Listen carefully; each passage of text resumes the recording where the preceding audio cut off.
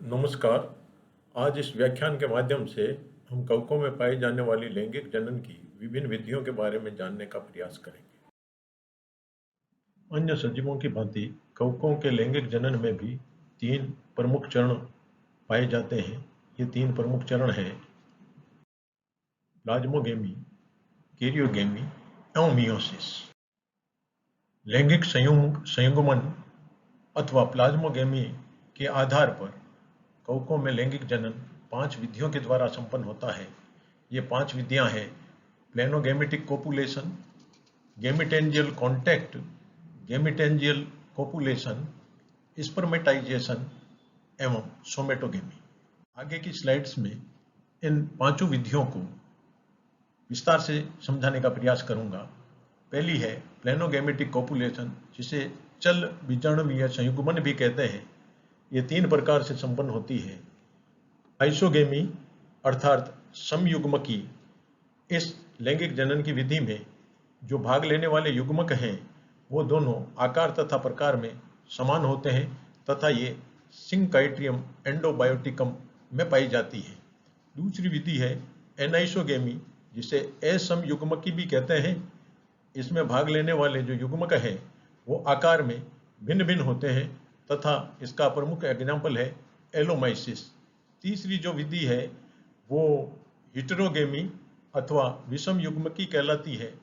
इस प्रकार के जनन की विधि में जो मेल युग्मक है वो चल बीजाणु के रूप में होता है, जबकि फीमेल युग्मक है वो अचल रहता है, जिसे उगोनिया कहते हैं। इसका उदाहरण है मोनोब्लीफेरिडोमाइसिटीज। जो लैंगिक जनन की दूसरी विधि है जिसे गेमिटेंजियल कॉन्टैक्ट अथवा युग्मक धानियों का संपर्क भी कहते हैं। इस तरह के जनन की विधि ओमाइसिटीज के सदस्यों में पाई जाती है। इसमें लैंगिक अंग होते हैं जो फीमेल रिप्रोडक्टिव पार्ट है या ऑर्गन है, जो उसे उगोनिया कहते हैं। चित्र के अंदर उगोनिया, मैच्योर उगोनिया दर्शाई गई है, जिसमें पेरीफेरी पे जो साइटोप्लाज्म होता है वो हल्के रंग का होता है, इस कारण इसे पेरीप्लाज्म कहते हैं। तथा केंद्र की तरफ जो साइटोप्लाज्म है वो डेंस होता है तथा जिस डार्क रंग का होता है, गहरे रंग का होता है, उसे ऊप्लाज्म कहते हैं। ऊप्लाज्म में फीमेल न्यूक्लियस पाया जाता है और एंथ्रीडियम है वो क्लब शेप स्ट्रक्चर के रूप में होता है, जिसमें एक न्यूक्लियस होता है और ये न्यूक्लियस जहाँ से उगोनिया और एंथ्रीडिया संपर्क में आते हैं वहाँ की कोशिका भित्ति गलने के कारण एक पोर का निर्माण करती है और उस पोर के द्वारा फर्टिलाइजेशन ट्यूब के माध्यम से ये जो मेल केंद्रक है वो उगोनिया में प्रवेश करता है।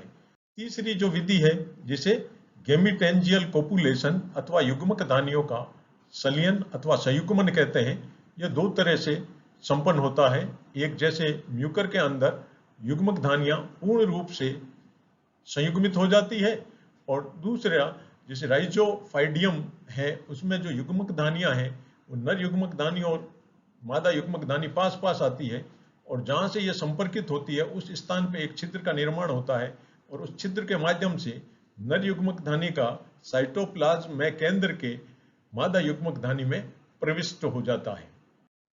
चौथी जो जनन की विधि है उसे स्पर्मेटाइजेशन कहते हैं। इसमें स्पर्मेटाइजेशन में जो नर युग्मक हैं वो अत्यंत सूक्ष्म होते हैं और उन्हें स्पर्मेशिया भी कहते हैं। स्पर्मेशिया का निर्माण स्पर्मेगोनिया में पाए जाने वाले स्पर्मेटोफोर पे होता है तथा मादा जो युग्मक है वो एक रिसेप्टिव हाइपी के रूप में पाया जाता है। येन केन प्रकारेण वायु तथा अन्य माध्यमों के द्वारा ये स्पर्मेशिया है वो पैराफाइसिस या रिसेप्टिव हाइपी पे जाके चिपक जाते हैं और जहां से ये संपर्कित रहते हैं वहां पे छिद्र बनने के कारण इनका केंद्रक है वो रिसेप्टिव हाइपी में स्थानांतरित हो जाता है एवं डाइकैरियोटिक अवस्था का निर्माण होता है। इस तरह का जनन है वो उच्च कुल की कवक जैसे पक्सिन या ग्रेमिनिस ट्यूटिसाई में देखने को मिलता है। 5वीं जो विधि है उसे सोमेटोगेमी भी कहते हैं। सोमेटोगेमी को हिंदी में काय सलियन भी कहा जाता है, अर्थात इसमें जो हाइपी होते हैं ऑपोजिट मैटिंग टाइप के, यानी विपरीत प्रभेद के कवक तंतु है, उनकी कोई कोशिकाएं संयुग्मित हो जाती है, दो अलग अलग विपरीत प्रभेद के कवक तंतुओं की कोशिकाएं हैं, वो संलियित होकर डाइकैरियोटिक अवस्था का निर्माण करती है। यह जनन की विधि भी उच्च वर्ग की कवकों में देखने को मिलती है। कवकों में एक उप प्रभाग है ड्यूट्रोमाइकोटिना, जिसमें लैंगिक जनन नहीं पाया जाता, लेकिन वहां पे फिर भी अनुवांशिक विभिन्नताएं उत्पन्न होती है। उसका कारण एक परालैंगिक चक्र है। परालैंगिक चक्र की खोज पेंटोकॉर्वो तथा रोपर ने सबसे पहले की थी और वो ड्यूट्रोमाइकोटिना के सदस्यों में देखने को मिलता है।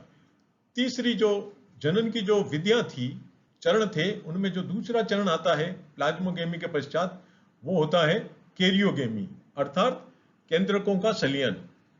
केंद्रकों का सलियन कुछ कवकों में प्लाज्मोगेमी के तुरंत पश्चात हो जाता है, जबकि कुछ कवकों में यह डिलेड भी होता है, कालांतर पश्चात होता है। जैसे पक्सिनिया ग्रामिनीस ट्रिटिसाई और बेसिडियोमाइकोटिना के जो सदस्य हैं, उनमें लाइफ चक्र में डाइकैरियोटिक प्रावस्था है, वो प्रमुख होती है।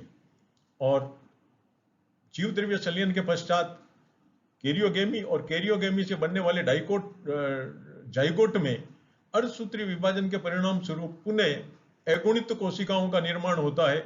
ये अगुणित कोशिकाएं अंकुरित होकर पुनः नए कवक तंतुओं का निर्माण करती है। इस प्रकार हम कह सकते हैं कि कवकों में जीव द्रव्य सलियन के आधार पर जो उपरोक्त 5 विधियां हैं, उसके कारण ही जनन होता है।